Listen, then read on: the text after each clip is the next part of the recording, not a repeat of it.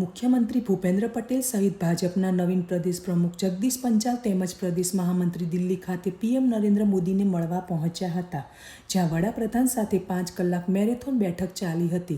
PM સાથે બેઠક પૂર્ણ થયા બાદ કેન્દ્રીય ગૃહમંત્રી અમિત શાહ સાથે પણ બેઠક યોજવામાં આવી હતી. સોમવારે ગુજરાતના મુખ્યમંત્રી ભૂપેન્દ્ર પટેલ, ભાજપના પ્રદેશ પ્રમુખ જગદીશ વિશ્વકર્મા અને સંગઠન મહામંત્રી રત્નાકર દિલ્હી પહોંચ્યા હતા. ત્રણેય નેતાઓ વડાપ્રધાન મોદી સાથે મેરેથોન બેઠક કર્યા બાદ ગૃહમંત્રી અમિત શાહે આ ત્રણેય નેતાઓને પોતાના ઘરે જમવા માટે બોલાવ્યા હતા. આજે સવારે ત્રણેય નેતા પરત આવી ગયા બાદ એક વાત નિશ્ચિત મનાઈ રહી છે. હવે 16મી મેના રોજ એટલે કે 11સના પવિત્ર દિવસે જ મંત્રીમંડળનું વિસ્તરણ થઈ જશે. આમ છતાં હાલના વિધાનસભાના સ્પીકર અને પૂર્વ મંત્રી શંકર ચૌધરી અને પૂર્વ પ્રદેશ પ્રમુખ તથા કેબિનેટ મંત્રી જીતુ વાઘાણીના મુદ્દે હજુ કેટલીક બાબત હોવાની ચર્ચા છે. આજ રાત સુધીના મંત્રીમંડળની ફાઇનલ યાદીની તૈયારી કરી દેવાશે.